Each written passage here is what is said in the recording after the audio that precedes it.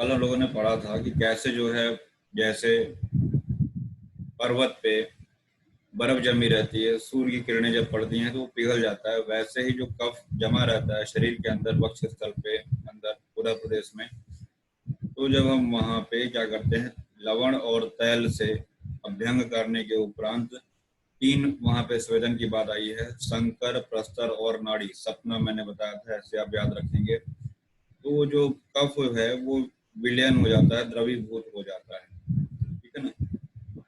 जो उसका गांठ रहता है वो लिक्विफाई हो जाता है, मतलब विलयन बन जाता है उसका। यहाँ लिखा हुआ है, जिस प्रकार पर्वत की कंदरा में जब बर्फ के ऊपर सूर्य की किरणें पड़ती हैं तो उनसे तप्त हुआ बर्फ पिघल जाता है, ठीक है, याद रखिएगा इसको। फिर धूमपान की बात कर रहे हैं, मेडिकेटेड होता है, हमने आपको ये पहले ही बताया था। धूमपान का प्रयोग करने के लिए बताया गया है।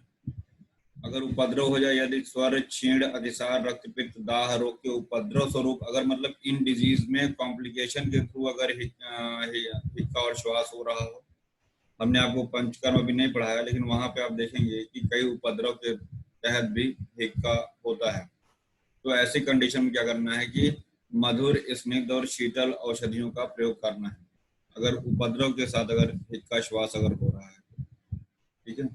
फिर आया है श्वासगत रक्तपित्त में स्वेदन नहीं करेंगे। अगर रक्तपित्त में श्वास भी हो रहा है तो वहां पे स्वेदन नहीं करना है, ये आपको याद रखना है। यदि हिक्का और श्वास रोग में पित्त की प्रबलता हो और रोगी दाह से पीड़ित हो, जिससे रक्तस्राव अधिक हो रहा है, स्वेदन हो रहा है और धातुएं और बल क्षीण हो गए हैं, और गर्भिणी एवं पित्त प्रकृति का व्यक्ति हो, तो उसके हिक्का और श्वास होने में स्वेदन कर्म का प्रयोग नहीं करना है। तो इन दीज कंडीशन आपको स्वेदन कंट्राइंडिकेटेड किया गया है, ध्यान रखिएगा।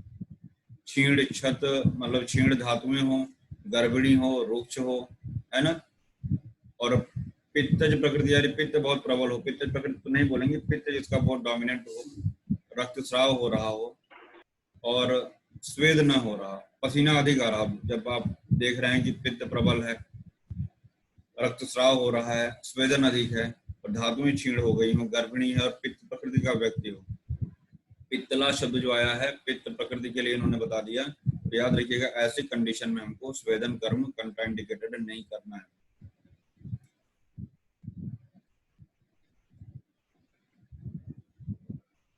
यदि ऐसे लोगों को अगर जरूरत पड़े भी तो आपको उत्कारिका या उपनाह स्वेद द्वारा वक्ष स्थल पे या कंठ प्रदेश पे क्षण भर के लिए मृदु स्वेद करना चाहिए। तो याद रखिएगा, उत्कारिका उपनाह द्वारा क्षण भर के लिए मृदु स्वेद करने के लिए कहा गया, ऐसे कॉम्प्लिकेटेड केसेस में, अदरवाइज नहीं करना है। अब उत्कारिका क्या है यहाँ पे लिखा हुआ है, इसको देख लीजिएगा। वमन का प्रयोग नवज्वर से पीड़ित एवं आम दोष से युक्त रोगियों में बल दोष का विचार कर रूक्ष स्वेद और लंघन कराना चाहिए। नवज्वर से पीड़ित मतलब हो सकता है कि ज्वर के कॉम्प्लिकेशन के थ्रू हिक्का श्वास हो रहा हो, ठीक है ना, तो ज्वर भी हो और साथ ही साथ हिक्का श्वास काश भी हो रहा हो। तो हिक्का श्वास अगर हो रहा है नवज्वर के साथ में और साथ ही साथ आम दोष भी है, तो ऐसी कंडीशन में रूक्ष स्वेद करने के पश्चात लंघन भी कराना होगा, अथवा उष्ण जल में सैंधव नमक मिलाकर वमन करा देंगे। कभी आप सैंधव जल को या साधारण नमक को भी पानी में, गुनगुने पानी में डाल के देखिए, पूरा का पूरा वमन करा देगा वो, ठीक है ना। तो उष्ण जल में सैंधव नमक मिला के, उल्लेखन का मतलब होता है वमन कराना, आया ना। समीक्ष उल्लेखनम व आपी कार्य, मतलब उल्लेखन कराना है आपको, यानी वमन करा देना है उष्ण जल के साथ, और उससे पहले क्या कराना है, रूक्ष स्वेद करना है और साथ ही साथ लंघन कराना है। अथवा ये नहीं कि इसके बाद, अथवा उष्ण जल में लवण मिला के आपको उल्लेखन करना है, यह आया वमन का प्रयोग। नवज्वर और आम दोष जरूर याद रखिएगा। फिर यहाँ पे हमने लिखा हुआ है, जैसे हम लोगों ने प्रमेय में पढ़ा था बलवान और कृष्ण में कैसे कैसे वहां पे चिकित्सा सिद्धांत अलग अलग था, वैसे यहाँ भी है। हिक्का श्वास में अगर बलवान रोगी है तो संशोधन कर्म कराएंगे, और अगर दुर्बल रोगी है तो तर्पण कराएंगे, ब्रिंघण कर्म कराएंगे, ठीक है। तो बलवान में संशोधन कराएंगे और दुर्बल में तर्पण और ब्रिंघण कराएंगे। वातनाशक द्रव्यों का प्रयोग बताया गया है, यही अभी ऊपर देखिए लिखा था, कफादिके बलस्थे च वमनम स विरेचनम, या तो बलवान हो या कफ अधिक हो। यदि हिक्का श्वास रोग से पीड़ित व्यक्ति में कफ की अधिकता हो या रोगी पूर्ण रूप से बलवान हो तो पथ्य आहार विहार का प्रयोग करते हुए आपको वमन विरेचन कराना चाहिए। तो दो कंडीशन में देखिए हमने वहां पे लिखा हुआ, छोटा सा के भी लिखा हुआ था, आपने ध्यान नहीं दिया होगा। बलवान हो या कफ डोमिनेंट हो तो ऐसी कंडीशन में संशोधन करना है, वमन विरेचन आदि कराना है। और अभी नीचे आएगा, अगर दुर्बल है तो तर्पण और ब्रिंगण, और दुर्बल के साथ में वहां वात आया होगा, देखिएगा। वातिक रोगी हो और दुर्बल हो, वातिकान दुर्बलान बालान वृद्धांश, वातिक हो, दुर्बल हो, बालक हो, है ना, वृद्ध पुरुष हो, तो इन सभी में क्या करना है, वात नाशक औषधियों का प्रयोग करते हुए तर्पेद तर्पण करना है, साथ ही साथ यूष मांस आदि से तर्पण करना है। याद रखिएगा, वात शमन क्रिया करनी है और तर्पण क्रिया करनी है अगर रोगी वातिक है और कृश है, दुर्बल है, ठीक है ना। बाला से मतलब बलवान नहीं, बच्चों के लिए आया है, बालक के लिए आया है। तो ऊपर बलस्थ था, यहाँ बालान है, ध्यान रखिएगा, कंफ्यूज मत होइएगा। कफादिके बलस्थ च वमनम स विरेचनम, और यहाँ क्या है, वादिकान दुर्बलान बालान वृद्धाश्च अनिल सूदने, तर्पये देव शमने, तर्पण करेंगे, ठीक है ना।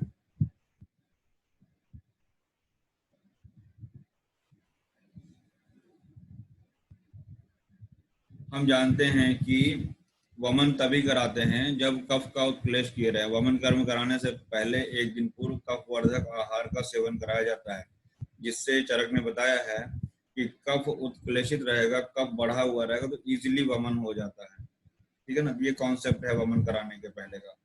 तो हिक्का श्वास रोग से पीड़ित जिन व्यक्तियों के शरीर में कफ का उत्क्लेश न हुआ हो तथा जिन रोगियों को स्वेदन नहीं कराया गया हो अथवा जो रोगी अत्यंत दुर्बल हों, यदि उन व्यक्तियों को संशोधन कराया जाए तो अवसर प्राप्त वायु बढ़कर मर्म प्रदेश को सुखाकर शीघ्र ही प्राण को नष्ट कर देती है। इट मीन्स कि हमको जो है बिना स्वेदन कराए पंचकर्म नहीं करना है। हम जानते हैं बिना पूर्वकर्म कराए क्यों करेंगे, बिना कफ को क्लेशित किए हुए पंचकर्म हमको नहीं कराना है। दुर्बल रोगी में, कृष रोगी में जानते हैं जहां जहां कंट्राइंडिकेटेड बताया गया वहां वहां हमको संशोधन कर्म नहीं कराना है। अदरवाइज वात जो है एग्रीवेट करके मर्म प्रदेश में प्रवेश कर जाएगी, विशेष रूप से हृदय में, फुफ्फुस में और प्राणों को समाप्त कर देगा, ठीक है। तो याद रखिएगा, यहाँ पे संशोधन वर्ज्य बताया गया है जब कफ का उत्क्लेश न हुआ हो, क्योंकि वमन इत्यादि कराने के लिए कफ का उत्क्लेश होना जरूरी है, ठीक है। श्वास में ब्रिंगण चिकित्सा भी सिर्फ और सिर्फ श्वास की बात कर रहे हैं। चिकित्सक के लिए उचित है कि जो रोगी दृढ़ बलवान हो, उनके शरीर में कफ की अधिकता हो, आनूप औदक पक्षियों के मांस रस से तृप्त कराकर, यानी कि ब्रिंगण एक तरीके से, आनूपदेश का मतलब हुआ ब्रिंगण की बात कर रहे हैं, तृप्त कराकर स्वेदन करने के बाद वमन कराएं, ठीक है ना। रोगी दुर्बल है, कफ की प्रधानता सिद्ध नहीं है तो उसकी ब्रिंगण चिकित्सा करेंगे। अभी ऊपर मना कर दिया, रोगी दुर्बल है क्या करेंगे, वहां पे कफ की प्रधानता सिद्ध नहीं है, सिद्ध नहीं शब्द आया है, यानी कफ डोमिनेंट नहीं है और रोगी दुर्बल है तो वहां पे आपको ब्रिंगण चिकित्सा करना। ऊपर कुछ बातें लिखी हुई हैं, फिर शायद ऊपर हम रिटर्न होके ना है तो बता दे रहे हैं। सुश्रुत में हिक्का की चिकित्सा में पिपली चूर्ण और शर्करा का अवपीडन नस्य बताया गया है। पिपली चूर्ण, शर्करा का अवपीडन नस्य और मुलेठी चूर्ण और मधु का, मुलेठी और मुलेठी मधुयष्टि को बोलते हैं, यानी मधुयष्टि और मधु का अवपीडन नस्य, मुलेठी मधु अवपीडन नस्य और पिपली चूर्ण और शर्करा का नस्य अवपीडन नस्य देने के लिए कहा गया है। और एक ये लाइन बहुत इंपॉर्टेंट है सुश्रुत की हिक्का चिकित्सा के लिए, शीतांबुसेक सहसा त्रासो विस्मापनम भयम, ठीक है ना। हिक्का की चिकित्सा में बताया है। आपने देखा है कभी कभी ऐसा करते हैं, किसी को हिचकी आती है तो उसको कुछ ऐसी विस्मय बोधक बातें बताते हैं, उसको डरा देते हैं, है ना, अरे तुमने हमारा पैसा चुरा लिया था, ये कर दिया था, इस तरीके से मतलब हैरान कर देने वाले उसको बातें करते हैं जिससे उसका हिक्का जो है शांत हो जाता है। ऐसा आपने जनरली देखा होगा। तो ये सुश्रुत में आया हुआ है, शीतांबु सेक सहसा त्रास विस्मापन भय, ये सहसा त्रास विस्मापन भय ये इंपॉर्टेंट है, सुश्रुत ने हिक्का चिकित्सा में बताया है। अभी सुश्रुत में ये चीज और आया है, प्राणायाम की बात कहीं आई है, भी वो भी हम दिखाते हैं आपको।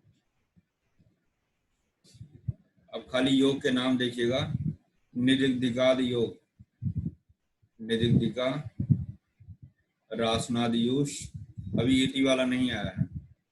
अभी किसी बच्चे ने पीडीएफ भेजा था, बहुत अच्छा लिखा था, सभी ने बढ़िया लिखा है, तो इस तरीके से उसको लिखा। साथ ही जहाँ अनुपान बताया गया, अनुपान भी जरूर कोट करिए, अनुपान कोट करिए। और उस पार्टिकुलर जिस चैप्टर में वर्णन है योग, उसके अतिरिक्त उसी आखिरी लाइन में और किन किन व्याधियों में प्रयोग करने के लिए कहा है चरक ने, वो भी जरूर देखिए उसको। षडंग यूष रजक्षमा में, लिंगवाद यवागु, दशमूलाद यवागु, ये सभी यहाँ पे हैं। इक्का श्वास में पेय द्रव्य, दशमूल का क्वाथ, देवदारू क्वाथ और मदिरा का पान, ठीक है ना, लिमिट में। अति सर्वत्र वर्जयेत, अभी इति वाले योग नहीं आ रहे हैं। श्वास कास विलंबिका, इसको सुश्रुत ने दुर्निवार कहा है।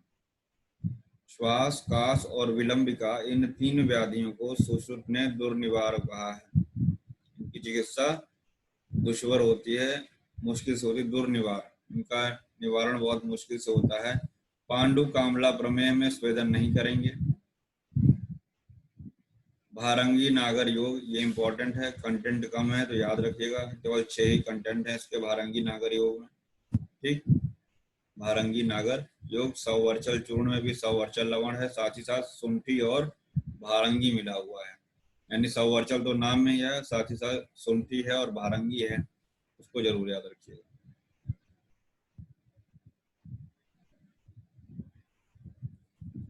ये इंपॉर्टेंट है, वात पित्त अनुबंधी श्वास में कर्तव्य, यानी वीआईपी, वात पित्त की बात अगर करें तो यानी वीआईपी, वीआईपी इन दोनों का अनुबंध जिस श्वास रोग में हो, उसमें सुवर्चला के स्वरस में दूध, घृत और त्रिकटु का चूर्ण मिलाकर शाली चावल के भात खाने के बाद पीना चाहिए। यानी कि वीआईपी को क्या देंगे श्वास रोग में, पहले तो उसको शाली चावल खाने के लिए देंगे, उसके पश्चात उसको सुवर्चला स्वरस में दुग्ध, घृत और त्रिकटु चूर्ण मिलाकर देंगे, ठीक।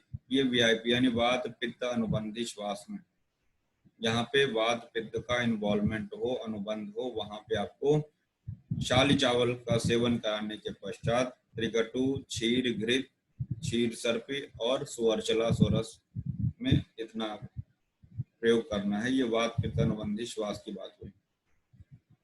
फिर यहाँ कुछ अलग से लिखा हुआ है, देखिएगा।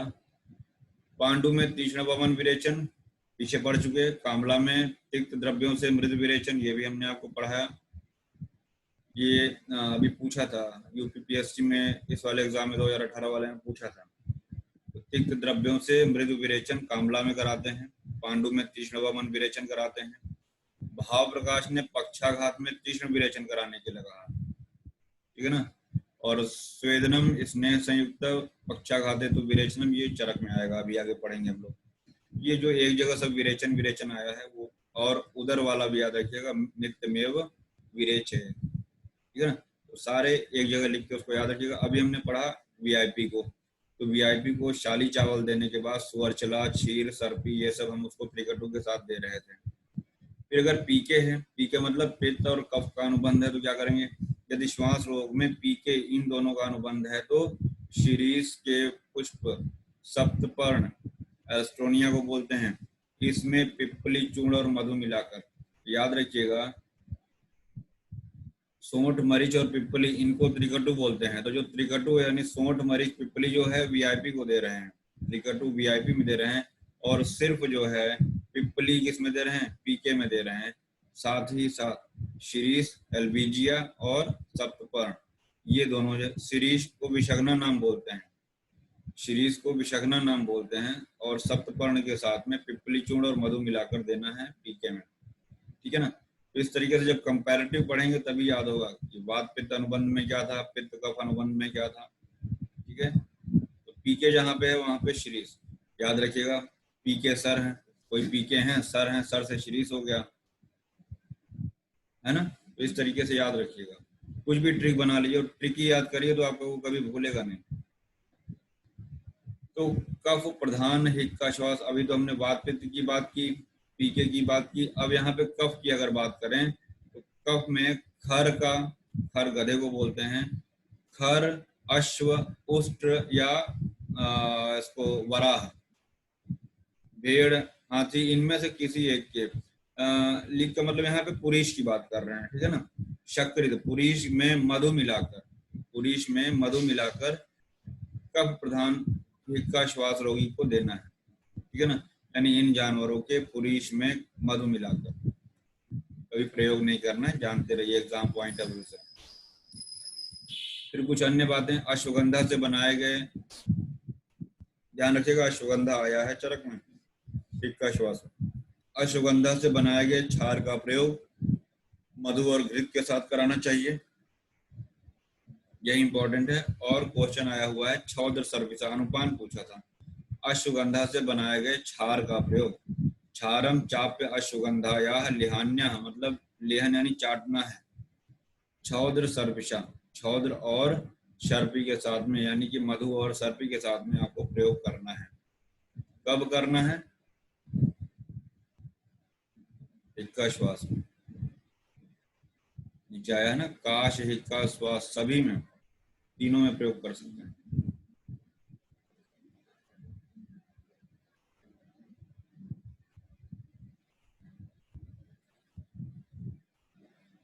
फिर आती है बात श्वास में वमन विरेचन प्रयोग।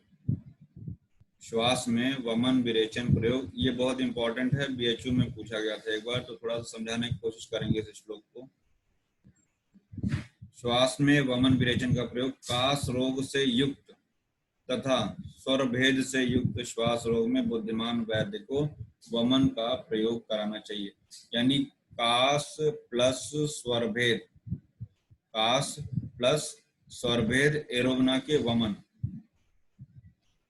देखिए मैंने कास के ऊपर एरो बनाया, छर्दन पे यानी वमन पे ले आए, स्वर भंग को हमने गोला बनाया, एरो बना के हम छर्दन पे ले, यानी कास भी रहे और स्वर भंग भी रहे, तो हमको क्या कराना है? छर्दन यानी वमन कराना है। क्लियर? फिर हम बात कर रहे हैं यदि तमक श्वास से पीड़ित रोगी हो तो वात कफ नाशक द्रव्यों के प्रयोग से विरेचन कराना चाहिए। यही इंपॉर्टेंट है बच्चा, वात श्लेष्म हरय युक्तम तम केतु विरेचनम, मोस्ट इंपॉर्टेंट। क्लियर? तो सिर्फ और सिर्फ तम केतु विरेचनम करने से काम नहीं चलेगा। अगर यूजी एग्जाम में अगर पूछ लेता है तो आपको पूरा का पूरा 17 चैप्टर का 121 श्लोक याद होना चाहिए, सुपर हिट श्लोक है। कासिने छर्दम दद्यात स्वरभंग च बुद्धिमान, वात श्लेष्म हरय युक्तम तम केतु विरेचनम, यानी कि तमक श्वास से पीड़ित अगर है तो वात कफ शामक द्रव्यों के प्रयोग से विरेचन कराना चाहिए। मतलब जो विरेचन करा रहे हैं वो वात कफ शामक द्रव्य से होना है।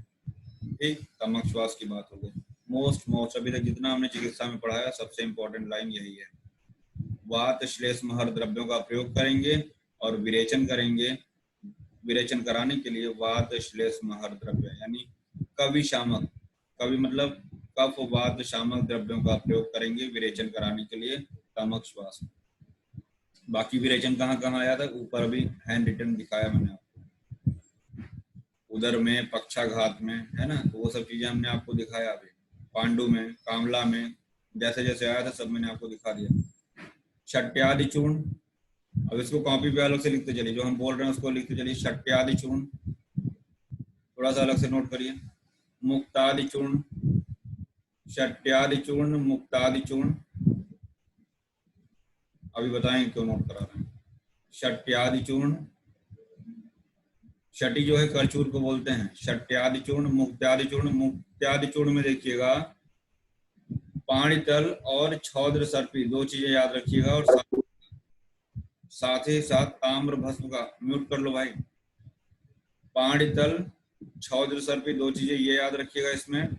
साथ ही साथ हिक्का श्वास काश में तो दे ही रहे हैं, अंजन प्रयोग करेंगे इसका तिमिर में, कांच में, नीलिका में, ठीक है ना, यानी कि अंजन के रूप में भी इसका प्रयोग बताया गया है, तो याद रखिएगा मुक्तादि चूर्ण। इसके प्रयोग से हिक्का श्वास का शीघ्र नष्ट हो जाते हैं। नेत्र में अंजन करने से तिमिर, कांच, नीलिका और पुष्पक रोग एक बताया है, याद रखिएगा चरक के अनुसार। पुष्पक जैसे नेत्र में फुल्ली पड़ जाना, और तमह मतलब नेत्र के सामने अंधेरा हो जाना, बेसिकली वो तिमिर में भी हो जाता है।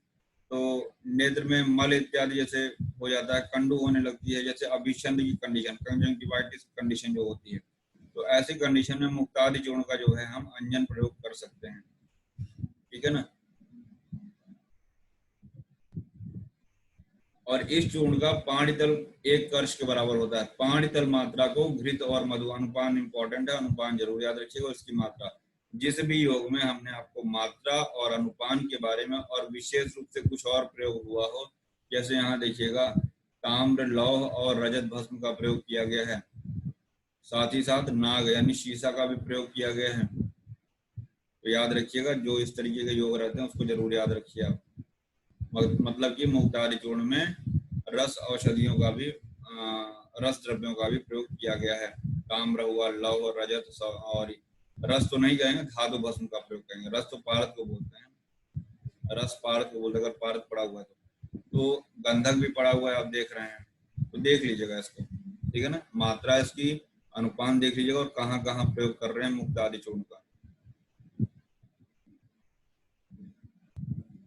थोड़ा सा ये हैंड रिटन कुछ योग हैं हिक्का श्वास के लिए, तो पीडीएफ आपके पास है। भारंगी नागर क्वाथ, विजय परपटी, भारंगी शर्करा, भारंगी गुड़, कनकासव, धतूरा। इसके पहले कनक का एक और योग हम आपको पढ़ा चुके हैं, पता नहीं आपको याद है कि नहीं याद है। हमने बताया था ना, तो इसमें सोना पड़ा हुआ है ना धतूरा पड़ा है, फिर भी इसको नाम क्यों पड़ा हुआ है, क्योंकि ये कांति यानी कि आभा को बढ़ाता है, शरीर को जो है प्रभायुक्त बनाता है, सोने की तरह चमकदार बनाता है। कहाँ आया था, रिमाइंडर करिए कोष्ठ में, और याद करिए, सही जा रहे हैं, याद करिए। और नागार्जुनाभ्र रस, नागार्जुनाभ्र रस जो है भारत भैषज रत्नाकर का एक योग है। और हाँ, एक चीज और बताना भूल गया था, कनकासों में यहाँ पे धतूरा पड़ा हुआ है, और इसकी मात्रा जो अन्य आशा वरिष्ठ की मात्रा हम 15 से 20 ml तक प्रयोग करते हैं, इसकी मात्रा 5 ml तक है। ठीक है ना, याद रखिएगा, धतूरा पड़ा हुआ है, इसकी मात्रा 5 ml तक प्रयोग करते हैं। फिर नागार्जुनाभ्र रस भारत भैषज रत्नाकर का, इसमें सहस्त्र पुटी अभ्रक भस्म, अभी क्या होता है अभी आप रस शास्त्र में पढ़िए। साथ ही साथ अर्जुन क्वाथ की भावना इसमें है। नागार्जुनाभ्र नाम में ही आया है अर्जुन, यानी कि अर्जुन क्वाथ की भावना है। फिर श्वास कुठार रस, आप बहुत फ्रिक्वेंटली देखते होंगे कि श्वास काश में प्रयोग होता है, तो हमको इसका जो है कंटेंट भी तो याद होना चाहिए।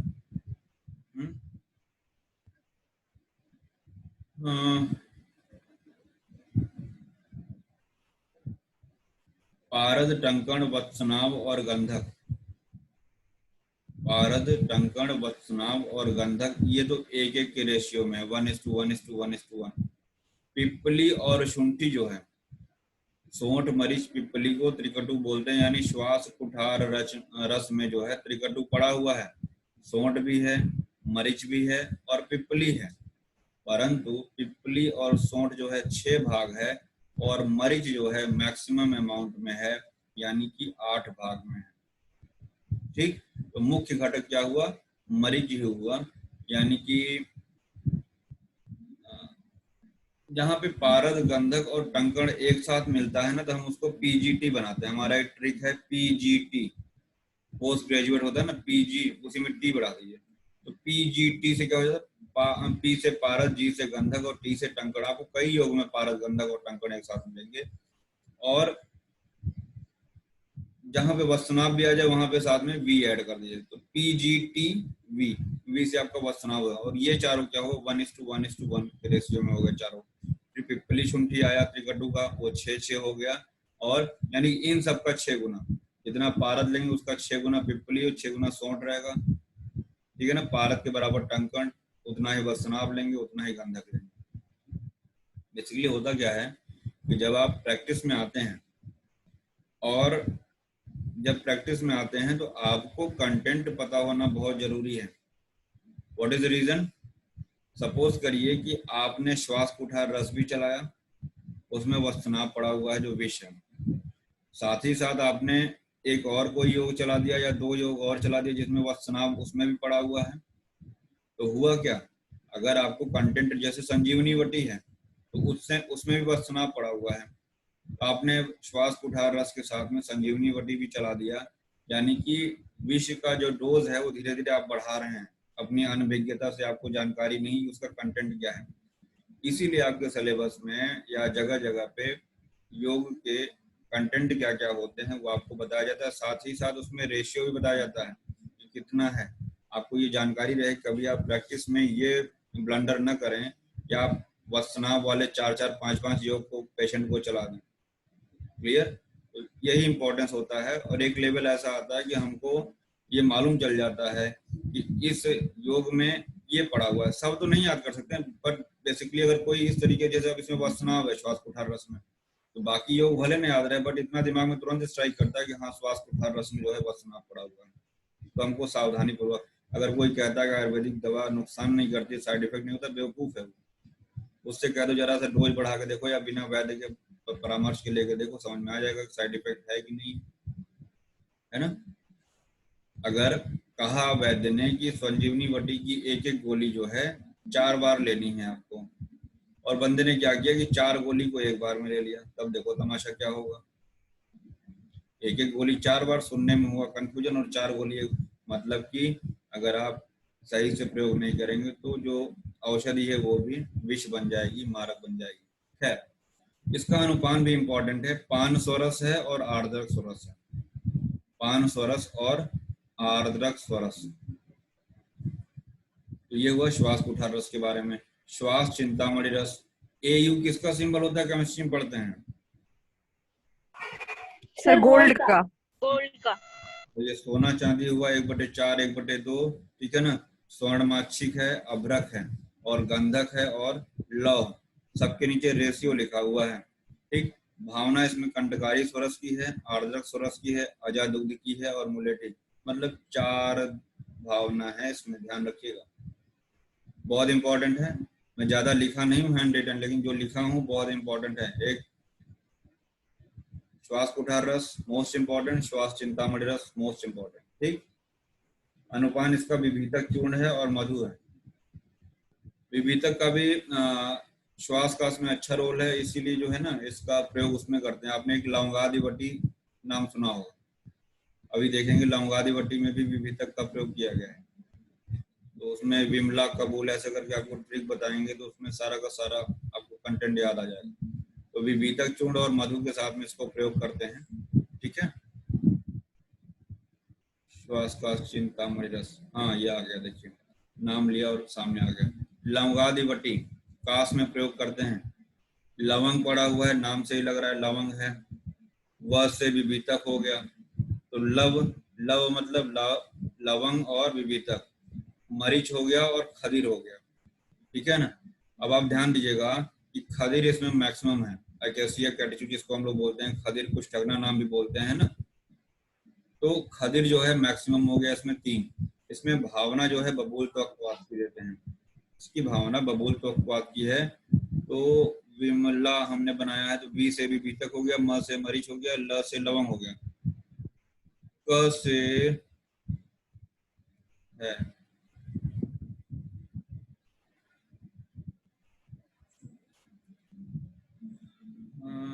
बबूल से, तो बबूल हो गया, छूट रहा है क्या इसमें।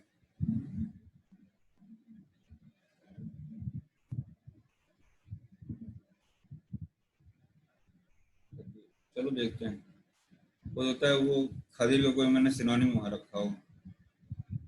फिलहाल खदीर मैक्सिमम होता है, जब एक बार स्लिप कर गया फिर वो नहीं याद आएगा। इसमें भावना जो है बबूल त्वकवात की है, ये भी याद रखना है। हमने आपको यहाँ बबूल त्वकवात बताया है, यहाँ पे भावना 4 हो गई, कंडकारी, आर्द्रक, अजा और मुलेठी। अनुपान इसका विभीतक और मधु हो गया। इसके पहले अनुपान पान और अदरक बताया हमने, किसका, श्वास कुठार रस। तो जब तक इसको आप अपने हाथ से लिखोगे नहीं, पढ़ोगे नहीं, जितना भी सर पटक लो नहीं आएगा।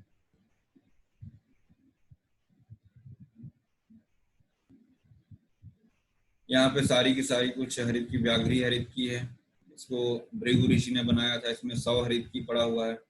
वशिष्ठ हरित की है, इसमें 1100 हरित की है। जो विशिष्ट लोग होते हैं उनको 1100 रुपए दीजिए, है ना। तो वशिष्ठ में 1100 हरित की है। व्याघ्री में संहरित की है।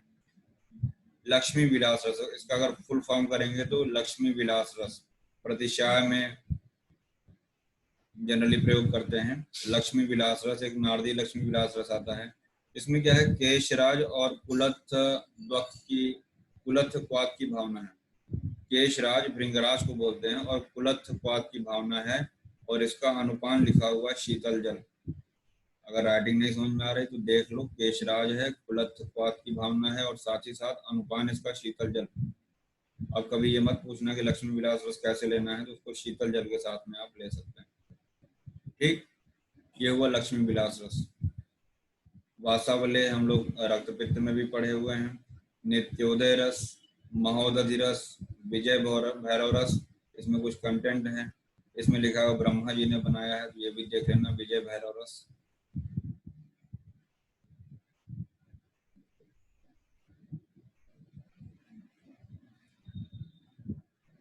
व्यत्यास चिकित्सा याद रखिएगा, हिक्का श्वास में व्यत्यास चिकित्सा, थोड़ा सा ब्लड हो गया है, मैं बता दे रहा हूँ। व्यत्यास चिकित्सा क्या होती है, एक बार गर्म फिर मतलब अल्टरनेट जो हम चिकित्सा करते हैं उसको व्यत्यास कहते हैं। तो एक बार गर्म दूध और फिर एक बार शीतल दूध में मधु और चीनी मिलाकर पीने से या नस से लेने से शीघ्र ही हिक्का रोग शांत हो जाता है। तो मतलब कि व्यत्यास चिकित्सा चरक ने हिक्का में बताई है। इसके पहले भी हमने आपको कई जगह व्यत्यास चिकित्सा बताया। आई डोंट रिमेम्बर कि न तो हमको याद आ रहा है, न तो आपको याद आ रहा होगा कि हमने आपको कहाँ पढ़ाया, लेकिन व्यत्यास चिकित्सा चरक में कई जगह आई है, नोट कराते हैं। तो व्यत्यास चिकित्सा क्या है कि कभी उष्ण कभी शीतल को अल्टरनेट करके आप दे रहे हैं, तो वो व्यत्यास चिकित्सा हुआ। तो हिक्का में बताया गया है, और सिर्फ पान के लिए नहीं, उसका नस से लेने के लिए भी कहा है। क्षीर का नस यानी कि आप दूध का नस से लेने की भी बात यहाँ पे चरक ने बताई। ये देखिए, सहसा त्रासो विस्मापनम भयम, ये चरक का अवयव हमने सुश्रुत का लिखाया था, ये चरक में आया हुआ है। सहसा त्रास उत्पन्न कराएंगे, शीतांग ठंडे पानी से अभिसिंचन करेंगे, भय उत्पन्न कराएंगे, विस्मापन, ठीक है ना। क्रोध हर्ष, उसको क्रोधित कर देंगे, बहुत ज्यादा हर्ष पहुंचा देंगे, है ना। ये सभी जो है हिक्का की चिकित्सा है। यहाँ हमने आपको मुक्तादि चूर्ण बताया, कुष्ठ में हमने आपको मुस्तादि चूर्ण बताया था। ये वही चीज हिंदी में लिखा हुआ है, सब देख लीजिएगा कैसे क्रोध सहसा त्रास विस्मापन ये सब आप उत्पन्न करा रहे हैं। निदान परिवर्जनम, हिक्का श्वास विकाराणाम निदानम यद प्रकृतम वर्जम, मतलब निदान परिवर्जन की बात यहाँ पे अभी हम लोगों ने प्रमेय में पढ़ा था, है ना। हेतोर सेवा, प्रमेय में बताया थे, हेतोर असेवा मतलब जिन कारणों से हो रहा है उनका त्याग करना है।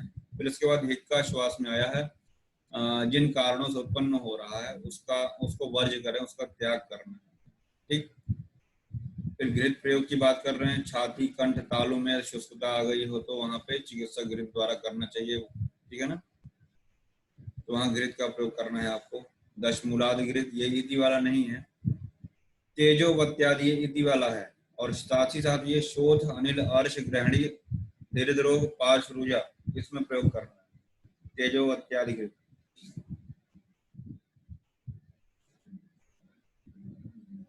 लिख लीजिए, मन तेजी से सत्य मुक्त हुआ, मन तेजी से सत्य मुक्त हुआ,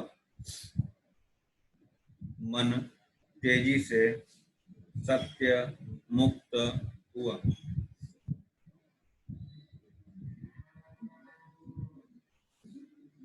मन तेजी से सत्य मुक्त हुआ, मनशिलादि घृत, तेजोवत्यादि, शट्यादि और मुक्तादि चूर्ण। मन तेजी से तेजोवत्यादि, सत्य से सत्यादि और मुक्त से मुक्तादि चूर्ण, ये सभी आपको हिक्का श्वास में मिल जाएंगे। आपके सामने मनशिलादि घृत आया।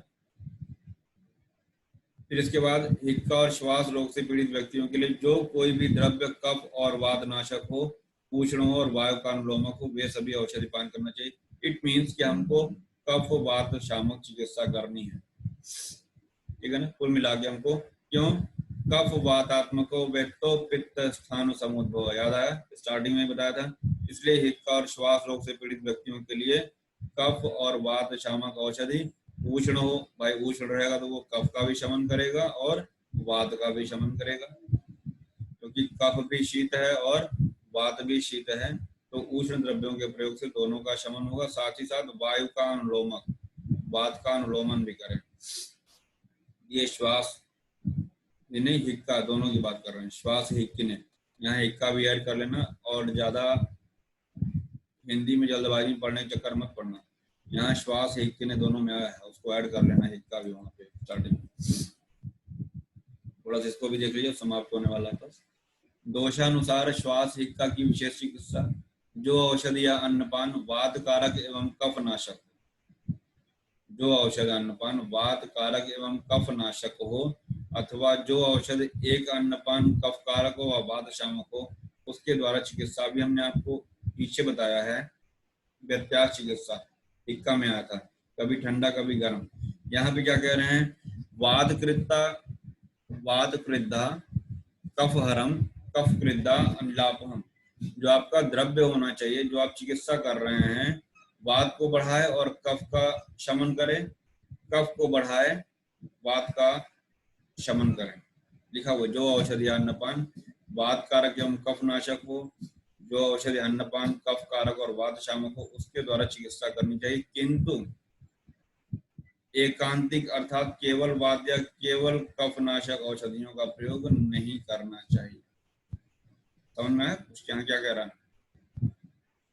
मतलब ये कहने का हो रहा है कि अभी हम लोगों ने ऊपर वाली लाइन में पढ़ा कि हमको कफ वात शामक चिकित्सा करनी है, ऐसा हम लोगों ने ऊपर पढ़ा। अभी तो कहने का तात्पर्य ये है कि लगातार हमको जो है कफ वात शामक ही चिकित्सा नहीं करनी है, हमको कफ वात शामक चिकित्सा इकट्ठे नहीं करनी है।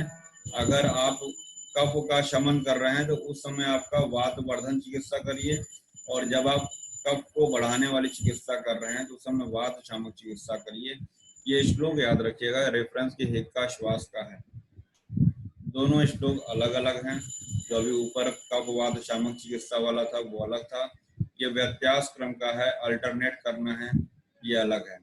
जैसे हम लोग पढ़ते हैं बस्ती में, जब पढ़ते हैं तो वहां भी बताया जाता है कि हमको अनुवासन बस्ती या निरोध बस्ती का लगातार प्रयोग नहीं करना चाहिए।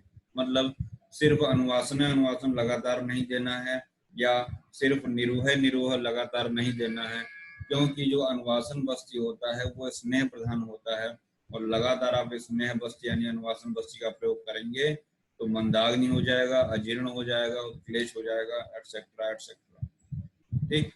और अगर आप लगातार निरूह बस्ती का प्रयोग करते हैं, निरूह बस्ती जो होती है रुक्ष होती है, क्वाथ प्रधान बस्ती होती है, और लगातार आप अगर निरूह बस्ती का प्रयोग करते हैं तो उससे शरीर में रुक्षता आ जाएगी। ठीक है ना, रुक्षता आ जाएगी तो आप वात को बढ़ा देंगे। चले थे वात की चिकित्सा करने बस्ती से और आपने वात को बढ़ा दिया, इसीलिए कहा गया है कि अनुवासन और निरूह बस्ती को अल्टरनेट करना चाहिए।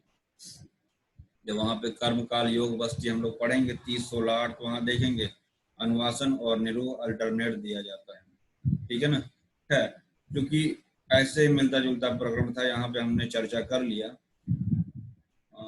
बेसिकली क्या है कि इसके पश्चात जब चिकित्सा खत्म हो जाएगी तो हम सिद्धि स्थान के साथ साथ पंचकर्म ही पढ़ाएंगे, इसीलिए भूमिका धीरे धीरे बन रही है। तो चिकित्साओं की अपेक्षा केवल वात नाशक चिकित्सा उत्पन्न होती है। इन दोनों प्रकार का अगर कंपैरिजन करें तो वात नाशक चिकित्सा उत्तम है। ठीक है ना, श्रेयो अनिलापहम, जो वात नाशक चिकित्सा है, अगर आपसे पूछा जाए हिक्का श्वास की श्रेष्ठ चिकित्सा क्या है, तो यहाँ से एक आंसर आप दे सकते हैं कि वात शमन चिकित्सा श्रेष्ठ होती है। क्लियर? तो याद रखिएगा, अगर वात को बढ़ा रहे हैं तो कफ को घटाइए, अगर कफ को बढ़ा रहे हैं तो वात को घटाइए। लगातार चिकित्सा नहीं करनी है, कैसी? एकांतिक क्रम से, पहले वात को बढ़ाइए फिर कफ को बढ़ाइए, और एक को बढ़ा रहे हैं दूसरे को घटाना है। यही आपका हुआ व्यत्यास चिकित्सा। ये सब हम आपको बता चुके हैं। महा ऊर्ध्व छिन्न असाध्य होता है, और महान गंभीर व्यक्ति असाध्य था। तमक श्वास चरक ने यहाँ पे बताया है, और ये भी बताया कि अगर नया है तो सुख साध्य भी होगा। सुश्रुत ने तमक श्वास को कृच्छ साध्य बता दिया है। क्षुद्र श्वास जो होता है साध्य होता है। सबके लक्षण बच्चा जरूर पढ़ लेना। सभी प्रकार के हिक्का श्वास रोग में ब्रिंघण चिकित्सा करना है। तो याद रखिएगा, हिक्का श्वास में चरक ने ब्रिंघण चिकित्सा बताई है।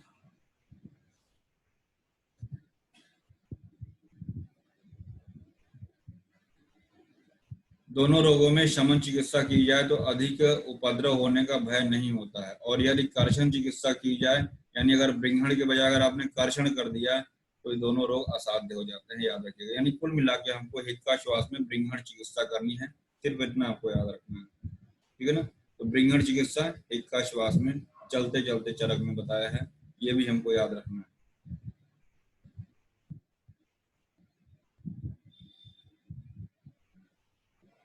श्वास कुठार रस यहाँ फिर हमने लिख दिया है, पीछे हमने आपको बता दिया है मरीज मैक्सिमम होता है उसमें। हाँ, हिक्का में प्राणायाम का उल्लेख आया, सुश्रुत में हिक्का में प्राणायाम का उल्लेख आया, ये भी नोट कर लीजिए, ठीक है। सुश्रुत में हिक्का में प्राणायाम बताया है। श्वास काश विलंबिका दुर्निवार सुश्रुत के अनुसार।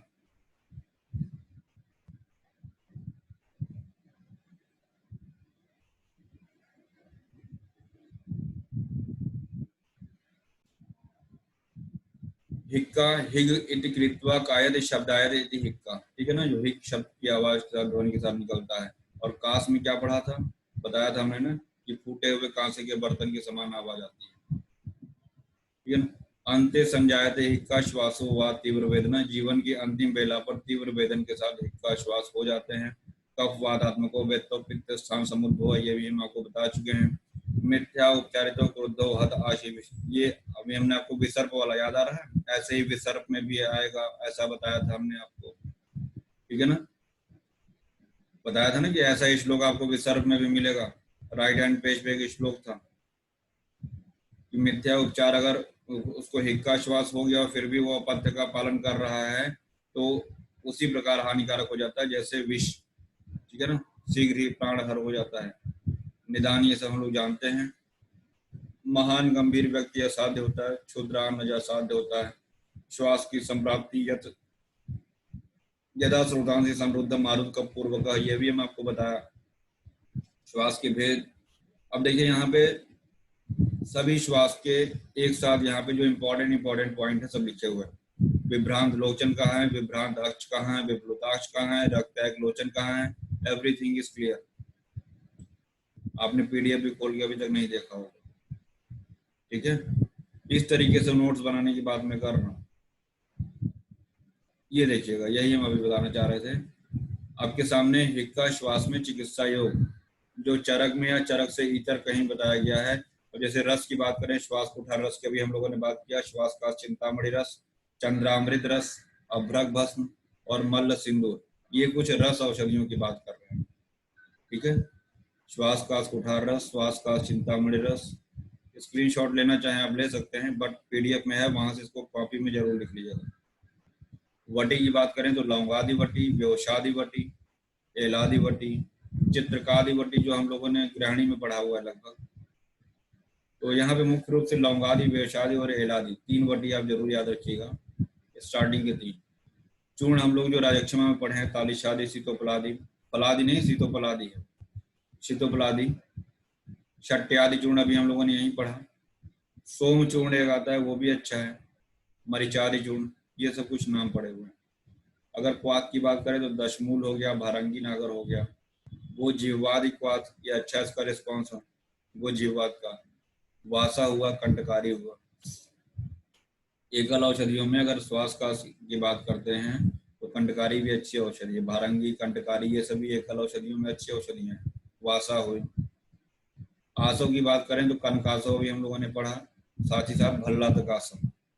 और लेह की बात करें तो अभी हरित की हमने आपको बताया, वशिष्ठ हरित की, वासा हरित की, अगस्त्य हरित की, च्यवनप्राश हम लोगों ने रसायन में पढ़ा ही था, है ना। एकल, अगर एकल का मतलब होता है सिंगल ड्रग, पुष्कर मूल, धतूर, जिसको हम अभी उसमें यूज कर रहे थे